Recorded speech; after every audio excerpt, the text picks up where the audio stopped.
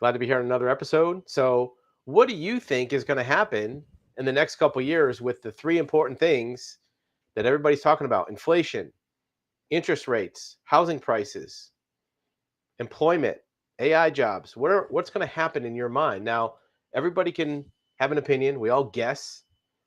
We all have projections. If you watch our videos, you've seen that we've projected that interest rates on mortgages will be over 10%. Housing prices will go up even more. Car prices are going up and inflation's going up.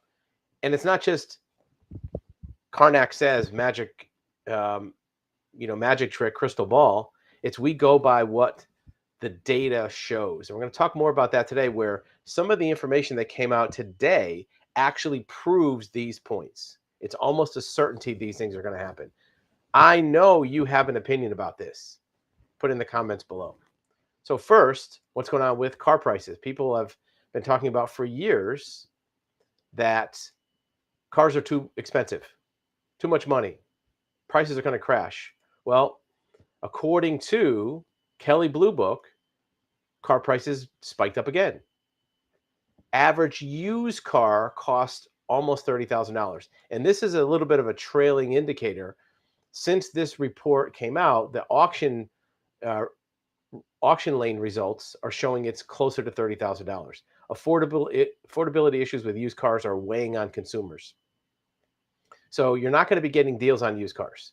You might think you are, but even though prices are going up, interest rates are going up, inflation is going up, used cars are still not going to crash in terms of value because there's not as many of them around. You got to remember, from 2019, 20, and 21, there was a extreme shortage of new cars being produced because of pandemic and supply chain and all the other things. There were way fewer new cars produced for that 3-year period of time. Well, guess where new used cars come from? They come from the new cars that were produced in the last 3 years. Since 2019, 2021, there were hardly any new cars sold. That's going to put a shortage on used cars, means prices are going to go up. Very common scenario. What about interest rates? Well, Jamie Dimon, one of the best investment advisors in the country, is saying be prepared for 7% interest rates. Now, don't be fooled, don't be confused. This does not mean 7% mortgage rate. This is the Federal Reserve rate. It affects the mortgage rate, but let's do some math. Right now, the current range of the Federal Reserve is 5.25 to 5.5.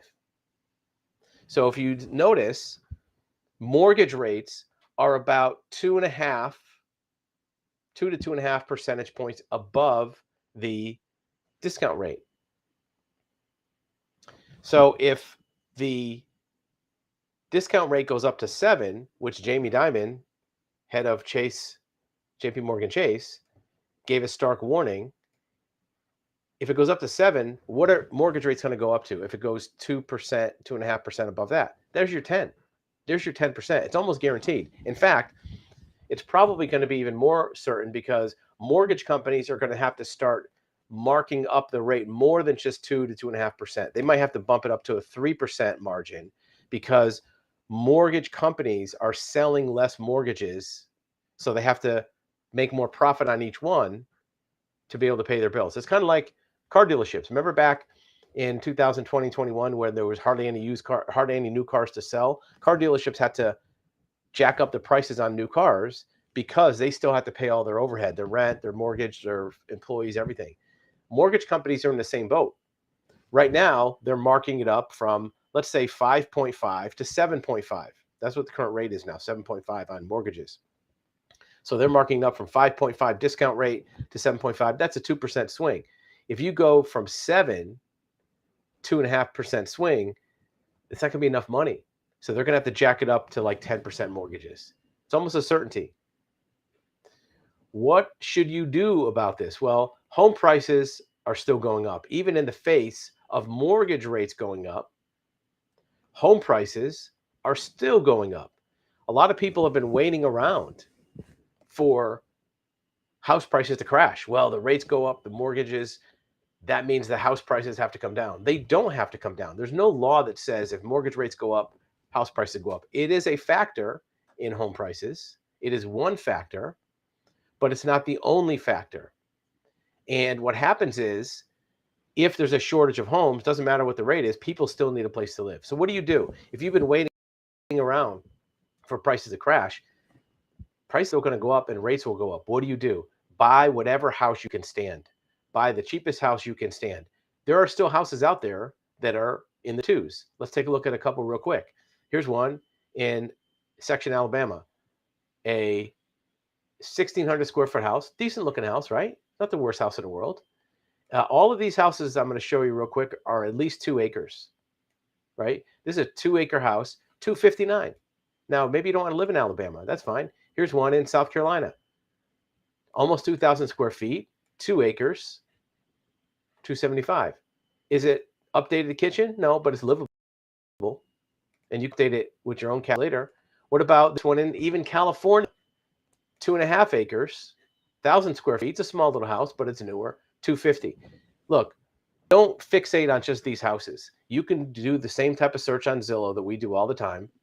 Put in under 300,000, put in 2 acres, zoom out, look at the whole country. Make sure you select only houses, not just raw land, because there'll be a lot of houses, or a lot of raw land plots that are under 300. But there's houses out there. If you are not a homeowner, buy one. Even if it's a cheap little house that you don't want to live in for the rest of your life, at least you are a homeowner. Your rent's not going to go up. Your equity is going to start building. At least get into that pipeline. Buy the cheapest house you can stand. Because here's another thing that could happen. AI is taking jobs. Workers are worried about it. Artists, among others, say it's already happening. Companies are outsourcing entry-level work to AI. AI could replace millions of jobs.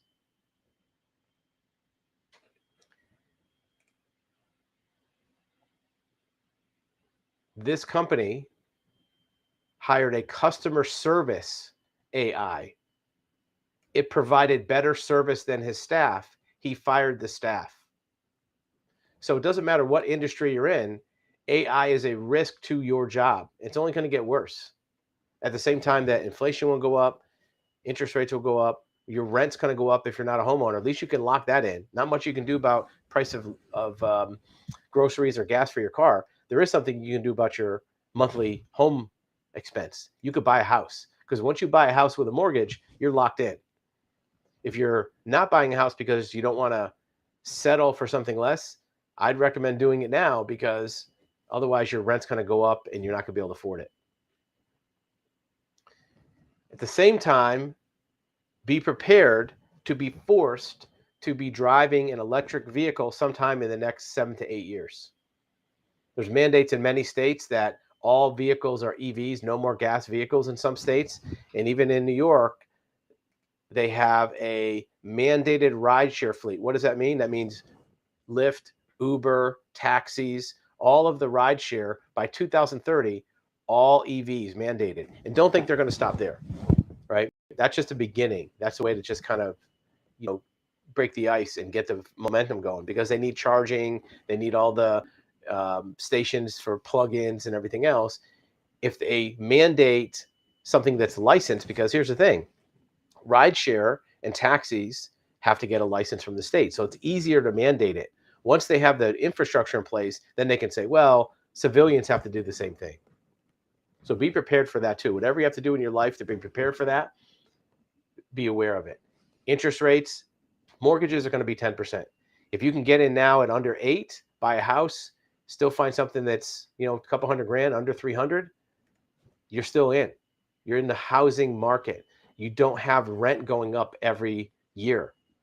You don't have to worry about not building equity. You don't have to worry about your landlord saying, I don't want to rent to you anymore. You own the house. You're in there. Your payment's going to be about the same as the rent, maybe a little less. Are you going to have to cut the grass? Probably. You're going to have to paint the trim? Probably. The sink breaks, you're going to have to do that yourself? Yep. But that's part of not worrying about your rent going up 100 or 200 or 300 every year and not having any equity build up. Look, when you buy a house with a mortgage, your first 4 or 5 years, you're building no equity anyway. It's all going to interest. But at least at some point, there's light at the end of the tunnel where now some of that money's starting to go to pay down your mortgage. I know you have an opinion about this. Let us know what you think in the comments.